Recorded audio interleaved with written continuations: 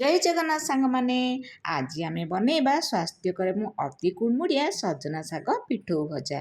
सजना शागर तो आप बहुत प्रकार रेसिपी कर खाई किंतु थरे आपण सजना शाग पिठो भजा कर खातु देखिए आपण को पसंद आसवा सहित समस्त को पसंद आसो आउ टेस्टी भी बहुत बढ़िया लगे। ताहले सजना शाग आम स्वास्थ्य केते लाभदायक आपण मैंने तो निश्चय जानी।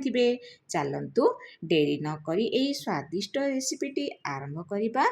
तार पूर्वर इंस्टाग्राम फेसबुक रे जदि देखुंट सुमित्रा मिश्र मोर आईडी लाइक शेयर फॉलो करेंगे। ताहले चलतु यही रेसिपी में आवश्यक सामग्री गुड़िक देखा। प्रथमे आमको सजना शाग दरकार या भल भाव बाछि देकी धोईकी गोटे बाउल रे रखी सारापर ये पियाज देदेबा। पियाज ये 3टी छोट छोट काटिकी ये कंचा लंका 4 ରୁ 5टी छोट छोट काटिकी देची।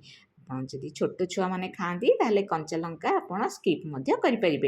ये बेसन दे 3 टेबुल स्पून चाउल गुंड 2 टेबुल स्पून देती। चाउल गुंड दबार कारण यहाँ टी कुड़मुड़िया लगे। हलदी गुंड हाफ टेबुल स्पून लुण टेस्ट हिसाब से आउ गोटा जीरा माने कंचा जीरा से हाफ टेबुल स्पून देदेवे।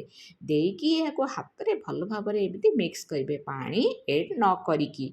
तो एमती मिक्स कर सारापर भल भाव आमर शाग सहित मिसी सारापर ये पानी आम अल्प अल्प छिंचिकी दबा माने अल्प दबा एकाथर के आप पानी देवेनि।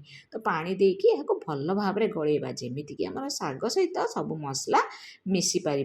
तो अल्प पानी देकी आपण पानी मात्रा एभली रखिए जमीती टिके लटपटिया होकर बिल्कुल भी ड्राए करेंगे। तो देखु ये भाव गोलैकी मोर ए शाग ए बेटर भल भाव सहित लग जाइए। देखो या छोट छोट बल आकार करके एमती आम तावारे दबा भाजवाई। तो ये आम गैस ऑन कर तावा बसैबा। तावारे तेल चारिपटे स्प्रेड करदबा। कर सारापर आम कौन करवा ना ये गोटे गोटे एमती माने छोट छोट आकार बल आकार ने हाथ में टे फ्लाट करके आम तावारे देदेबा। तावारे दबा समय आप ध्यान देवे जी रोचे से हिसाब से आप तावारे देवे। तो एमती बल आकार नहीं तावारे फ्लाट करेंगे ना हाथ में भी फ्लाट करके आप पकई पारे। सबू दे सारापर आम तेल टिके ऊपर देदेबा जमीती कि यहाँ टिके बहुत कुड़मुड़िया क्रिस्पी लगे। तो गोटे साइड आम 5 ରୁ 10 मिनट छाड़ीदबा। मीडियम रू हाई करके प्रथमे बसैबे। यहाँ उल्टे सारापर लो रू मीडियम करके आप बसैबे। एमती देखु गोटे साइड मोर हो गला आईटा को ना आप माने पूरा गोल्डन ब्राउन है पर्यंत भाजबे।